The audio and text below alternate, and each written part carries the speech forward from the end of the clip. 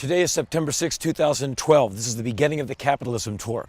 I am right now in Honolulu, Hawaii, the youngest state in the United States of America, admitted into the Union in the year of 1959. And millions of people come here from the mainland of America and treat it as a place to drink too much, eat too much, tip too little, and leave. I must say, I don't know a great deal about Hawaii, so I'm going to talk to a couple of locals and find out more. My name is Henry Rollins, and I'm embarking on a tour through every state capital in America, all the way up to November's presidential elections. I want to learn a few things, and knowledge without mileage equals bullshit. So come follow me into what Mark Twain called the territory. This is Capitalism 2012. Hawaii is a state in the Union, but in a lot of ways it's its own sovereign space, in that there's things that are very Hawaiian, and it comes from a huge bit of history that is very geographically remote from the mainland of America. When you fought GSP, there was the pre-fight UFC shows. Okay, I don't know if you watched them, but you sure had a camera crew following you around for quite a bit of it. I do all the voiceover for that. Oh, wow. So I was saying your name in a complimentary way. That was your voice, huh? That was me.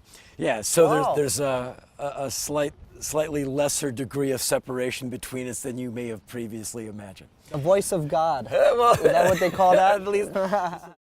Anyway, this question I wanted to ask you. You take a great deal of pride in being Hawaiian. To self-identify as someone from Hawaii, what does that mean to you? I mean, Hawaii is a beautiful mixing pot of many different cultures. We all know that, and we're all mixed blood. My mother's half Hawaiian, half Korean. And my father's white, from the mainland. And the only faith I'd put into the Hawaiian was that a shark wouldn't bite me when I was in the water. And I think probably my mom's generation, for Hawaiian people, probably got hit the hardest, because I think that's when they just stopped doing the Hawaiian language, and a more change happened, and then the language was lost. But I see now, they have the Hawaiian schools now, and really making a comeback, Hawaiian language schools and stuff. And, it's nice to see all those different things. Mark Cunningham, we're very lucky to get a chance to talk to him. He's an eco-warrior, ex-lifeguard. For the vast majority of his life, he's been living here on Oahu. I call us a cargo cult. Everything is being imported here, so we just have to be much more self-sustaining in regards to food and energy. Our poor little island is bursting at the seams. Sewage, our tap water underneath us. We've got the worst traffic in the nation.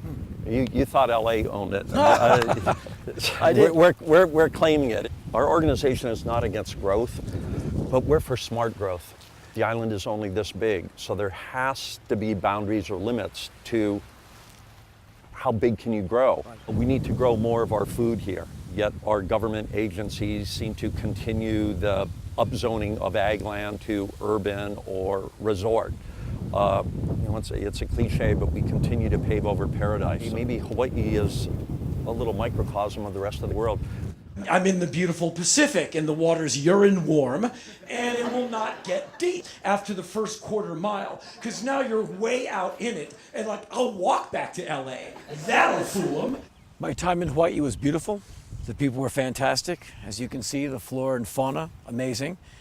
And now, we're going into show number 2 of the Capitalism Tour 2012, and we're off to beautiful Juneau, Alaska, a state I've not been to for years, and I've not been to in this time of the year. So I'm looking forward to it.